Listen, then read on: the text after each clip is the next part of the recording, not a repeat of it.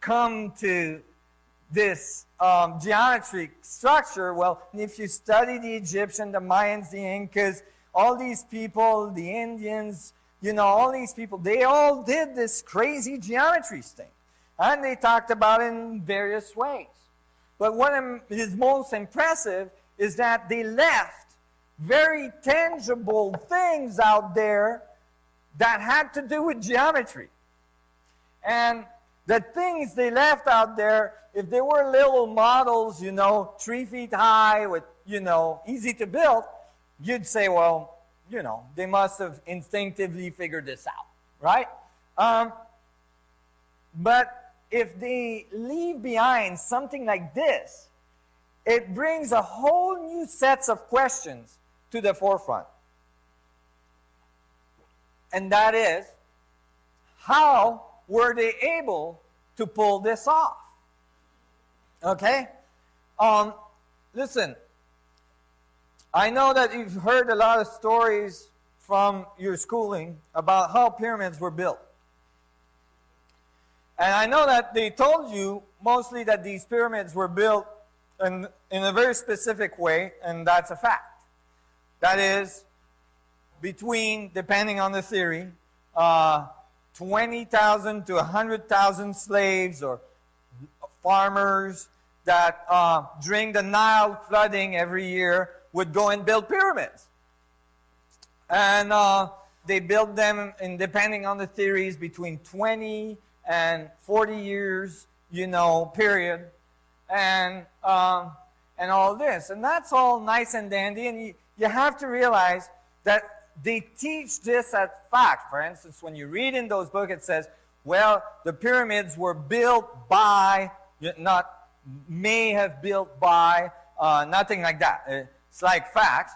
And you think, well, that must be it, right? But when you think about it, those people that are writing these facts are not engineers.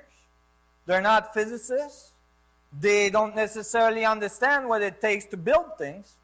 They don't necessarily understand how difficult it is to get great precision from building with stones. They don't necessarily understand that copper doesn't cut stone, and that so far copper hasn't been found to be able to be hardened to cut stone, and so on. So they just throw this stuff out there, and because they have PhDs and they're in the 1800s and they can't imagine of anything else, then everybody goes with that. And I assure you, if you're doing a PhD in Egyptology or in antiquity, in ancient civilization studies or so on, and you write a thesis that these were built in any other way, you're probably not going to get your PhD.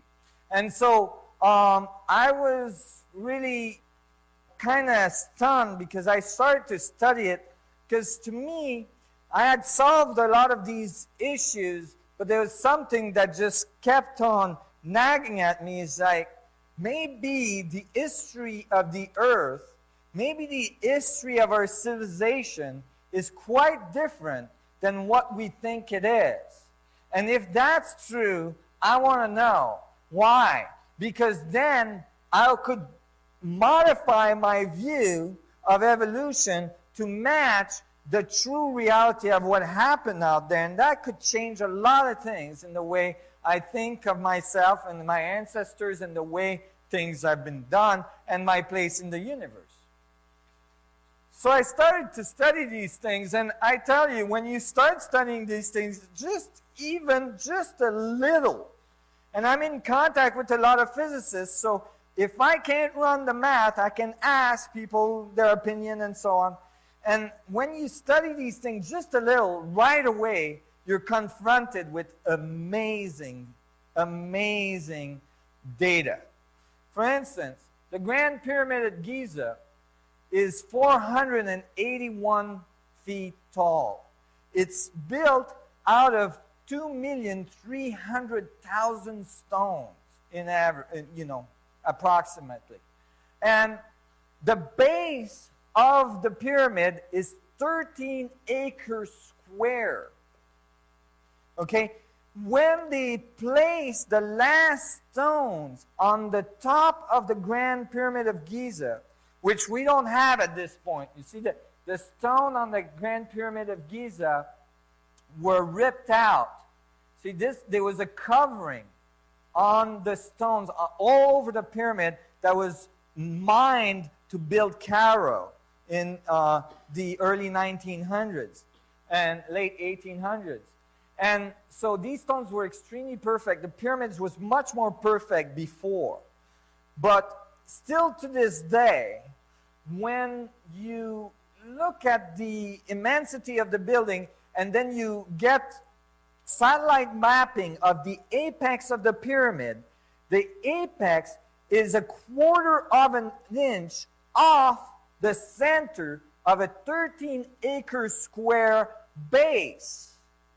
I don't know if we have builders in the crew here today, but I guarantee you this type of achievement, after having placed 2,300,000 stone, is not anything any engineering firm with all of the money in the world and the technology we have is able to reproduce today. I assure you. We cannot do that. We cannot reproduce that. You have to divide 1/4 of an inch by 2,300,000 stones to be able to get the accuracy of the placements of the stones. It's a very amazing thing. And then by the time they were done, the orientation of the pyramid to the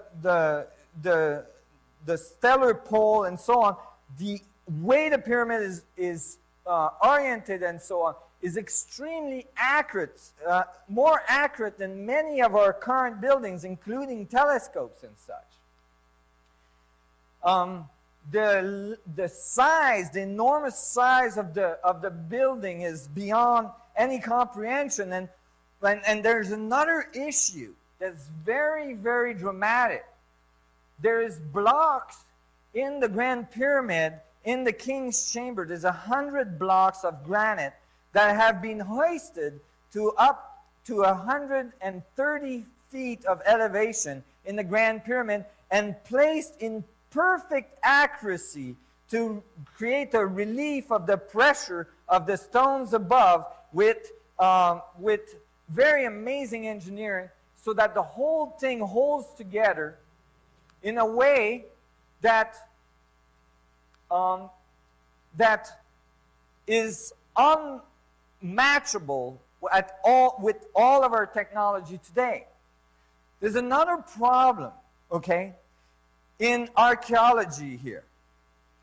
Archaeology is really the art of decoding text, decoding the remains of a civilization, and from these decoding, extrapolating their morses, their behavior, their day-to-day life, and so on.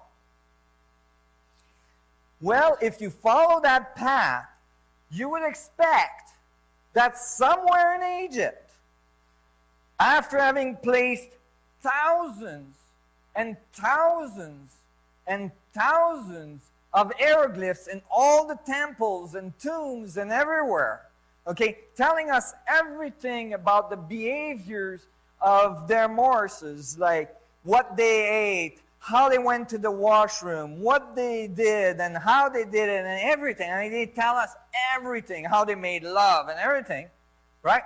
That somewhere somebody would have mentioned, oh, by the way, we built the pyramids too. Don't you think? I mean, you'd expect that, right? But not one wall says that. Nothing in Egypt says we built the pyramids. Nothing in Mayan country says we built the pyramids. Nothing in Inca tradition says we built the pyramid. You know how they tell you that the pyramids were built as tombs. And these tombs were there to have the Pharaoh be buried into, right? You've all heard that. And you would expect that the reason they're telling you that is that they found mummies of pharaohs in pyramids. And typically when you look at the books or when you look at the reports from Egypt and so on, they typically show the pharaoh's tombs and then cut to the pyramids and show this all together in a way that you think that you're looking at this pharaoh tomb and it's in a pyramid. Well, it's a fact, however, that not one mummy was ever found in a pyramid.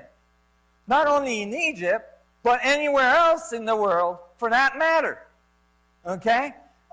In Egypt particularly, mummies were all found in underground vaults that have nothing to do with the pyramids. So when you think that a pharaoh that built this huge monument to have himself buried in it would at least put on the front, a little epitaph, so and so from this year to this year, we built this pyramid to bury myself, whatever. There is pyramids in Egypt that were completely sealed when they were found, including the Grand Pyramid at Giza. And the archaeologists, at the time almost treasure hunters, had to dynamite their way in many of these pyramids. They couldn't find an entrance. The entrances were plugged with immense 20-ton boulders that was so well matched to the rest of the pyramid, they couldn't find an entrance. So they would dynamite their way in, and in the case of the Grand Pyramid, they fell into a tunnel, and then they backtracked to the entrance, and then they could clear the plugs. And then typically, in some of these pyramids, they would get to the sarcophagus, and the sarcophagus would still be sealed. And it would have a slab of granite on top of it that weighed in excess of 20 tons. And they would lift the slab with great difficulties, unseal the supposed tomb, and find it empty, completely empty. What was their conclusion? Tomb robbers got there before them. The tomb robbers somehow found the entrance, removed the plug, went in there, took all the treasures, removed the mummy body, lifted the lid, removed the body, took all the rest of the stuff, cleaned everything up, put the lid back on, sealed it back up, went back out, closed the plug, redid everything good, and walked out of there. I don't think so.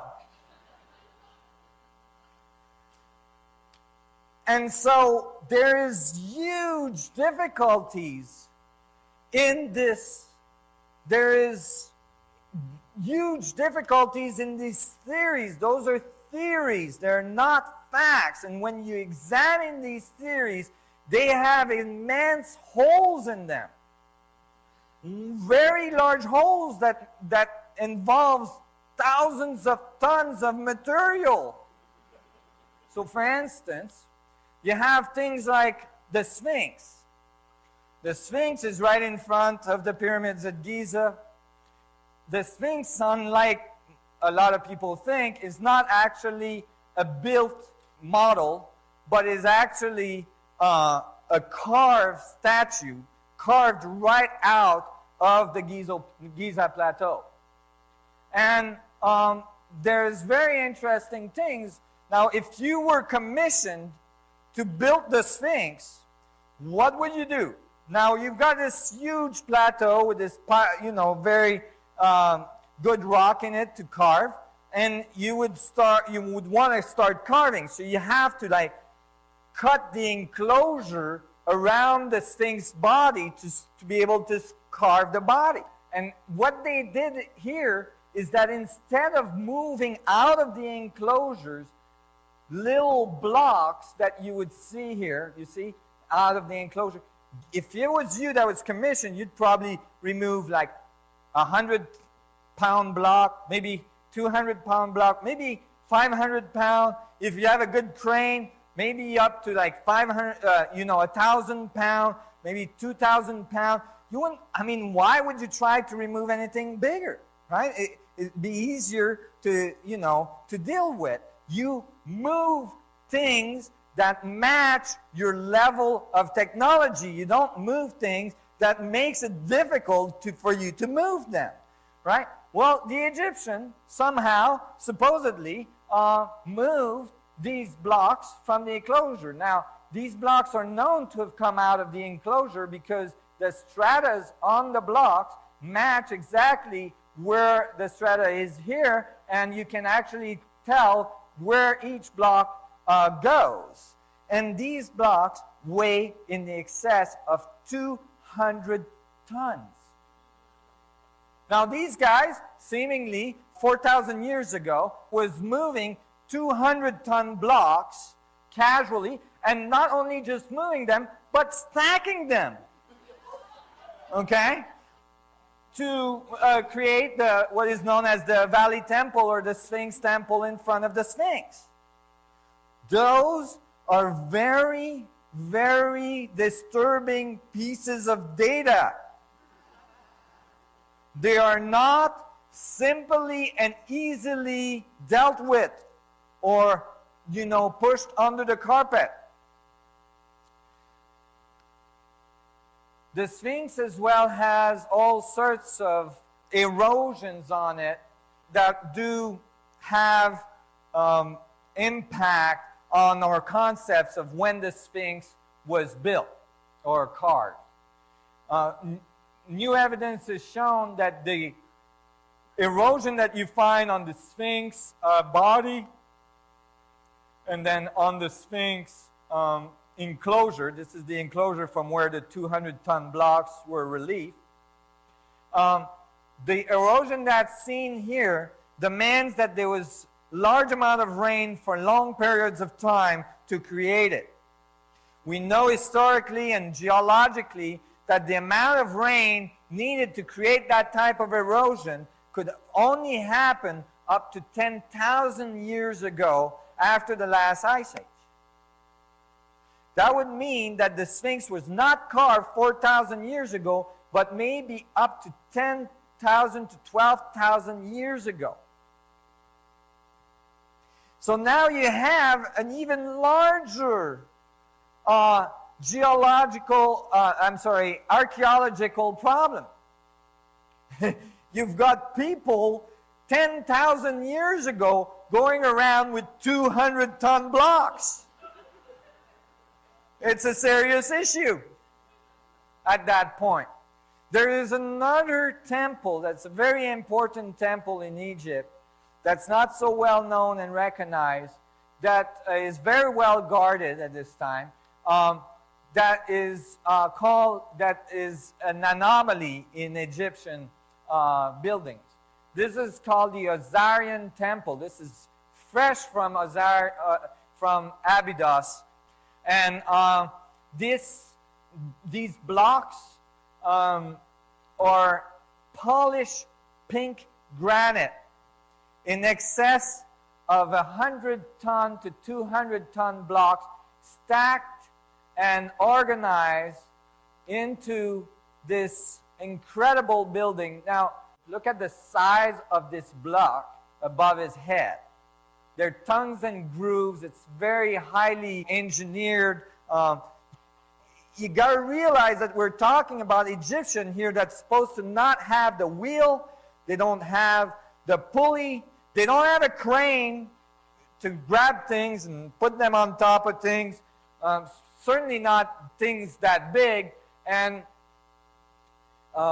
this temple is typically as well a big controversy because, as you see, there's water on the bottom of it. It typically floods annually or almost all the time because it's below the Nile level. The temple is dug into the ground. So when the archaeologists first found it, they said, oh, the Egyptian dug and then built from there. But there's no other evidence in Egypt that the Egyptian would do that to build the temple. And when geologists look at the sides of the temple, they notice that the geological layering on the side of the temple would make it so that it's actually the other way around.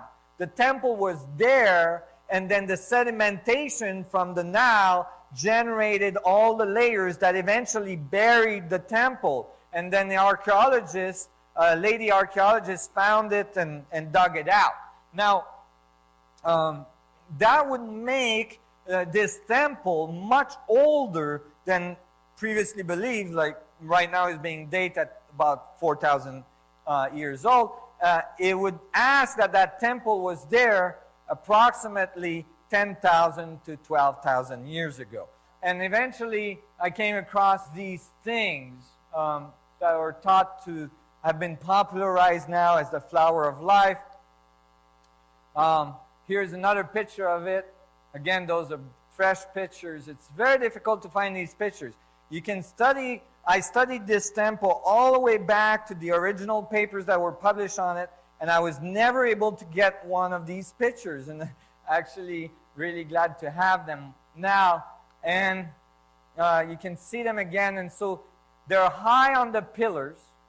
And what's really amazing about this graph, this geometry that's imprinted on the granite, is that it's not cut, it's not etched into the granite, it's burnt into the atomic structure of the granite. It's burnt onto it like if it was laser burnt on the granite.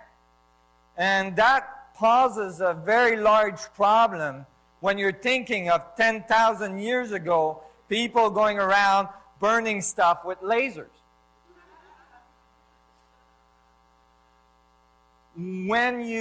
Interestingly, when you take this geometry and you extrapolate it into 3D structures, now each circle becomes a sphere. The petals that we were discussing earlier, or the lobes we were discussing earlier, appears, and if you place a tetrahedron in each sphere, you get the 64 tetrahedron grid. The reason I'm mentioning all this is that there's evidence that there's people in this world that were able to do things in a manner that's completely different than how we do things today, and that exceed our capacity to do them today with all of our technology. Maybe, just maybe, because our technology is based on reactive, explosive technologies instead of contractive space-time curvature technologies, which would allow us to control gravitational fields and so on. These Egyptians had hieroglyphs as well that represented the highest level of initiation. The highest level of initiation that had to do with those sun gods. And these higher level of initiation always related, or typically related, to the eye of Horus.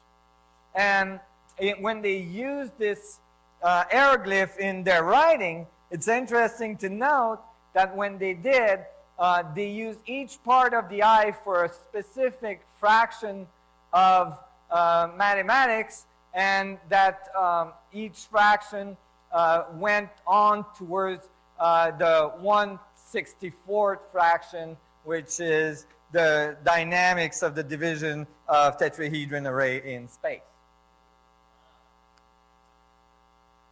The other thing is that these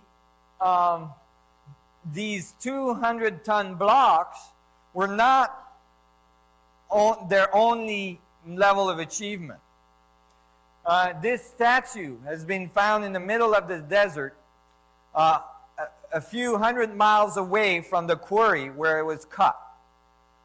And it's a statue is believed to be of Ramses II, I believe. And it's a granite statue, extremely highly polished, that is made out of one block of granite that weighs in excess of 1,000 tons. 1,000 tons. These are very, very large anomalies. There's not just pyramids in Egypt. There's pyramids in many other countries, in South America and in Mexico and so on. And most people don't know, now remains of pyramids have been found in many other countries. This is Japan, underwater, near the island of Okinawa. These are the remains of pyramids that went under the water a very long time ago. What's great about pyramids that went underwater is that when they do, you get organic growth on it. See, when you're dating things, and you're using carbon dating, when you do so, you can carbon date things that have carbon in it that is organic life. So, for instance, when they carbon date pyramids in South America and so on, they say, well, you know, we'll carbon date this guy that was buried beside it, or we carbon date, you know, this campfire, or we carbon date what we find here, and then they extrapolate that these people were the builders of the pyramid. But when a thing like that goes under the water, then coral growth happens. And that is organic life. So you can carbon date at least when it went under the water. And when this was carbon dated, then it showed that this pyramid must have gone underwater 10 to 12,000 years ago, at the flooding of the last ice age. Now that would be when it went underwater. That is not necessarily when it was constructed. This is a picture of a pyramid that was found. It was found as a result of an error that a Second World War American pilot did while flying over China, and he came across this. He was lost, and he came across this pyramid and took a black and white picture of it. And it was published, and a lot of people screamed to hoaxes and everything. And I used to never show that in my presentation because there was too much controversy about it. There's over 100 different pyramids in China. And people in general don't know that. They're very, very large. Some of them, they're very typical. They resemble very much the pyramids of South America and Mexico. Here's a satellite picture of them. You can see them here. And interestingly, when you look very closely at the satellite pictures of the pyramids, you find that they resemble very much so what we find at Giza. This is China, this is Giza, and this is Teotihuacan off north from Mexico City. Same angles, same alignments, and all of these alignments match the stars of the belt of Orion. And that I find very interesting. Because many of the civilizations talked about these advanced beings coming from the Orion constellation and the star Sirius. And so maybe they left us evidence of their passage.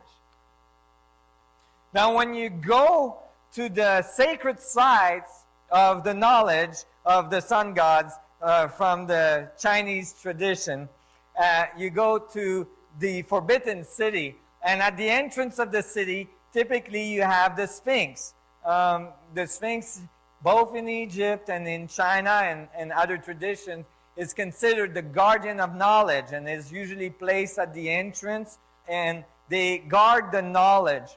And the interesting thing about those statues that guard the knowledge, in the case of the Sphinx, it's thought that the knowledge is guarded under the paws of the Sphinx. Now, interestingly, Edgar Casey said that we were going to find chambers under the paws of the Sphinx, and now with seismological equipment, they've been able to find chambers. They seem to be chambers under the paws of the Sphinx. But what's under the paws of this guardian? Well, when you look carefully, he's guarding the knowledge, which is a sphere with the lobes of the geometry of space embedded in it. And again, we find this information just percolating all around the world in these places where there's incredible buildings, incredible amount of knowledge. And, you know, sure enough, these traditions in China are linked to the knowledge of the I Ching and the Yin Yang. And the Yin Yang is the torus viewed from above, as we saw earlier. And then the I Ching is made out of 64 symbols, each symbol being made out of 6 sticks, right? And the way you define each symbol relative to each other is that the sticks are either broken or full. And usually they are arranged in a circle like so, where 1 is in opposition to 64, 2 is in opposition to 63, 3 is in opposition to 62, and so on. And each one has the same number of full stick and the same number of broken stick. It's just that they're arranged differently between 2 pairs. Now, I was looking at this, and again, I was in my van decoding this a long time ago, and I'm thinking, wait a minute, if I take 6 sticks and I put them together in a geometry, if they're the same length, then the only geometry I can generate out of those 6 sticks is a tetrahedron. And I thought, okay, that kind of works, so maybe the code has to do with tetrahedrons. But what would it be about the broken sticks? What are the broken sticks about? What's going on? Smaller tetrahedrons, what's going on? And it took me a while to figure this out, but eventually I realized that when you follow the code of the I Ching, it goes 164, and they're in opposition. So if you took 1, this is 1 here, and then this is 64, and you put them together, then the sticks have to intersect. And that's why you have the broken sticks, because when they intersect, they get broken. Bang, bang, bang, bang. And here's your star tetrahedron structure. And so you can continue to build the I Ching, okay, and follow the code and continue to build the star tetrahedron structure with the positive and the negative and the positive and the negative. And by the time you're finished, you will have a 512 tetrahedron grid, which is just happens to be the next fractal level from 64. So then you have all the fractal, progression. It's very important. I mean, these are fundamental beliefs that we have around the world. They're very important traditions that have very important sets of data that are telling us about the structure of space-time, that are telling us about the dynamics of space-time. In 1972, Carl Sagan and a bunch of other astrophysicists figured, well, we've got the Arecibo radio telescope all set up now, so let's go out there and write a code and send the strongest signal ever sent into space so that we could reach out to those people out there in the galaxy. Maybe they can capture this code and then send a reply. Now that would still take hundreds and hundreds of years for that to happen, but it was worth at least doing it. So what they did is they got together and they figured, okay, what kind of simple code can we write? And obviously that's a binary code. and if you did a punch card of this code, it would look like this. And it says that we're made out of carbon. It says this is our table of elements. It says that's our DNA structure. And it says we have a small head, a big body, and we live on the third planet from our sun. And this is the technology we're sending this with, which is the symbol for a radio telescope. Well, nothing happened, obviously, because it would take hundreds of years for that to come back. But that's assuming that they're way out there. If they are close to us, orbiting, in our solar system, they would have got it very, very quickly. In any case, it wasn't until 2001, I believe, that the reply came back. Did you know that we had been talked to directly? Well, right beside a radio telescope that's typically hired by SETI to listen for extraterrestrial signals, a crop circle occurred in the middle of the night right across from the highly secured gate, which has guards and infrared cameras and everything. And this crop circle came together, this reply punch card came together with a mugshot. Right? They thought we'll give them a little bit more than a binary code. This crop circle structure is very complex, not very easily hoaxed at all.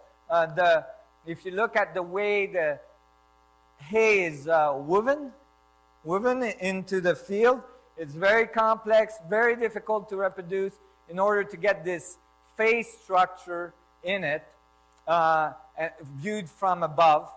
And as well, nobody saw anything there, and certainly there's security. And the reply is pretty straightforward, binary code.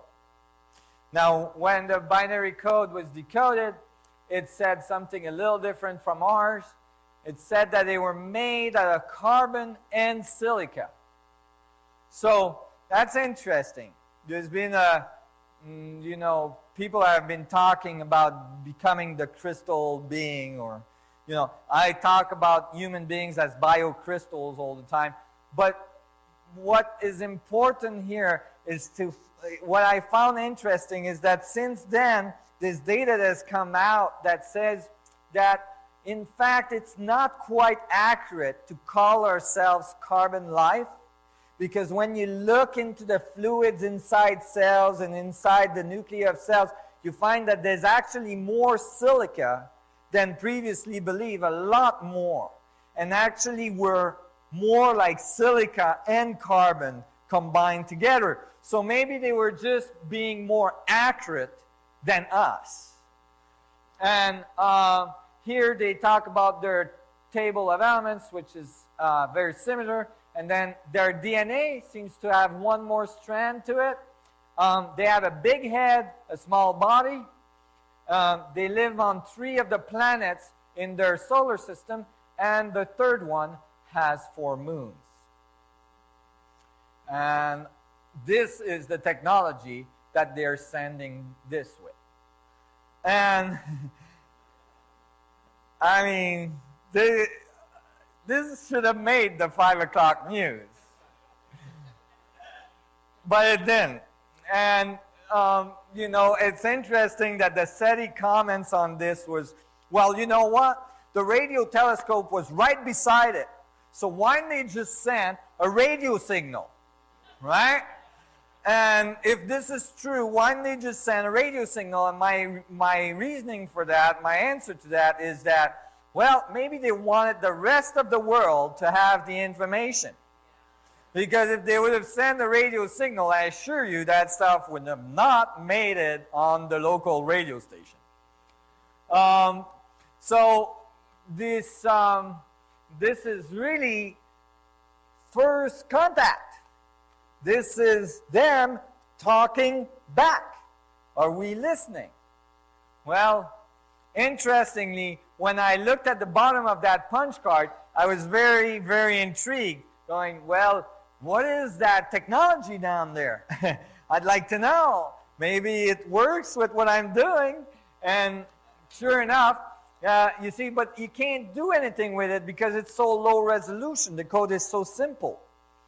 So I couldn't really do anything with it. And then it was found that the exact same field in England, a year prior to this card, this punch card appearing in it, across the same radio telescope, they had given us the answer to what's at the bottom of the punch card. The exact same geometry.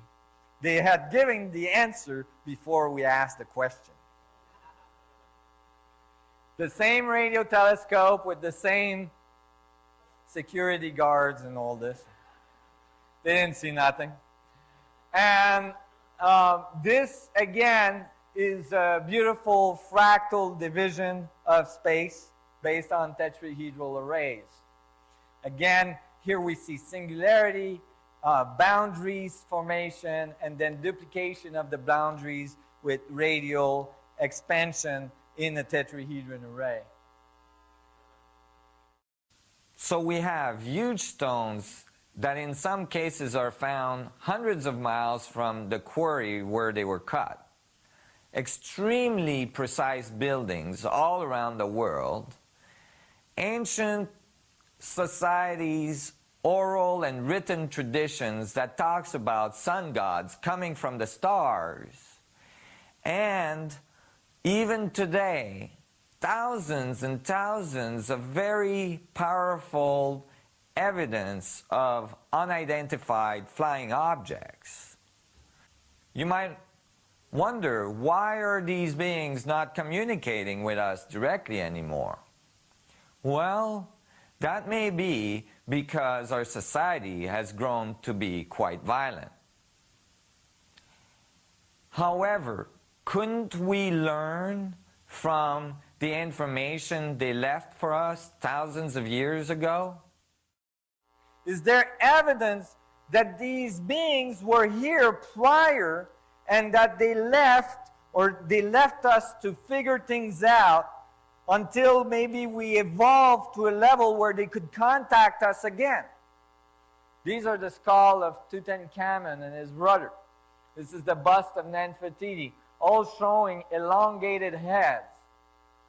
Typically, in ancient Egyptian tradition, the sun gods had very elongated head, and the semi-sun gods, which were the progenitor of the normal humans having babies with sun gods, would have not so elongated head. This is a skull that was found in South America, in temples in South America. This is enormous in proportion and cannot be the result of binding of the head. The reason why that is not possible is that when you bind the head of a child so that you deform the skull features, then this binding of the head deforms the skull features but does not increase the volume of the skull cavity. In this case, the volume of the skull cavity is almost twice the size of a normal human being. Now, if there was only one of these that were found, you would say, well, maybe it was an anomaly, maybe it was a deformity. Well, there's all sorts of things that makes it not so. For instance, the jaw bones, the feature on the cheeks bones are not Homo sapien. They're more of the Neanderthal and mix of various evolution in the evolution chain that we believe is linear in evolution of man, and they shouldn't be all combined in the same skull. The other problem is that there's not just one of these skulls that was found, but multiple skulls that were found like this in temples around South America and Mexico. This one is a little bit different, as you see. It's not as pointed. Still enormous, and still has some of these unusual features in their facial features and the jaw features. Others found in Mexico is these melon heads, where those actually have even a larger volume capacity inside the head, very large eye sockets, and a very strange structure of the skull. This is not the largest skull ever found. The largest volumic cavity of the skull occurred on this, that was found with this skull.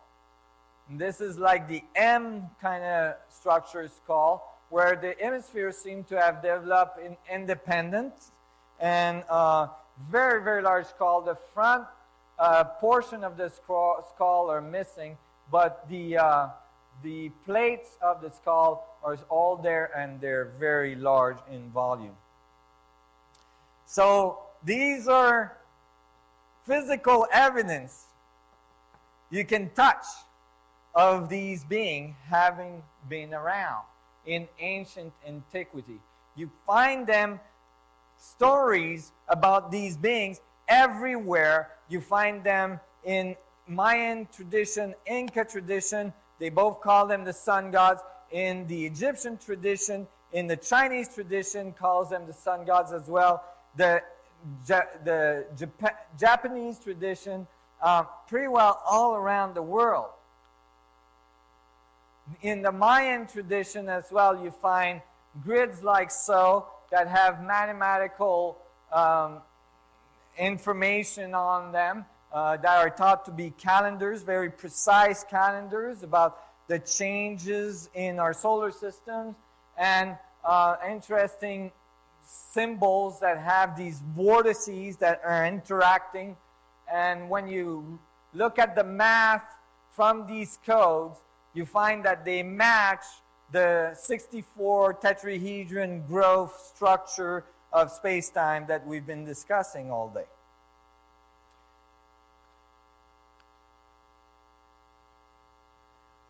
This is some of the oldest tradition on Earth. It has very, very ancient writing. These plates, this plate in particular, is a creation myth in which the sun gods come to the earth and gives man the black, it's called a black sun in those traditions. It's been translated in various other traditions, for instance in the Quran, as the black stone, okay? And it's described as a very highly radiating sun, like a sun in a box, like a desktop black hole. All right? And the tradition talks about the sun gods coming to the top of the mountain, and the humans going to meet the sun gods, and the sun gods bestowing this on the human. Then you find in these Sumerian traditions that these eventually built very complex, very sophisticated. This is where we're actually bombing right now, Iraq and Iran location, where very, very sophisticated pyramidal structures were built, ziggurats and so on, that were very sophisticated building and very large building structures. This is a view from one of them from above. Many of those are being destroyed as we speak. Many of these artifacts in these traditions are disappearing in museums in those regions as we speak. If you look around those regions, you find other things that are large anomaly. This is one of the largest, most amazing anomaly we have on Earth.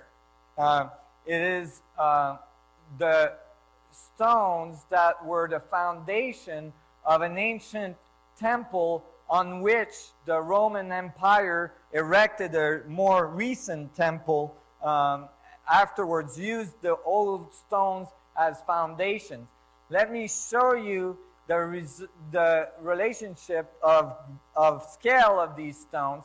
This is a person, okay? And this is the stone, okay? It's in approximately 22 feet of elevation and has been raised on smaller stones, still very large stone, but smaller stones that holds them up. There's 3 of them, okay, that are remaining there at this point.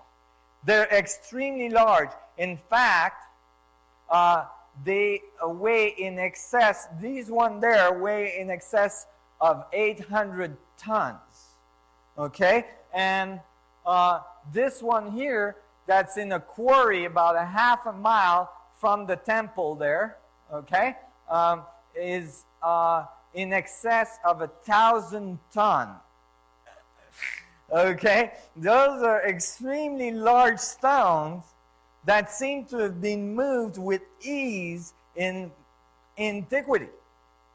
And that doesn't happen very easily.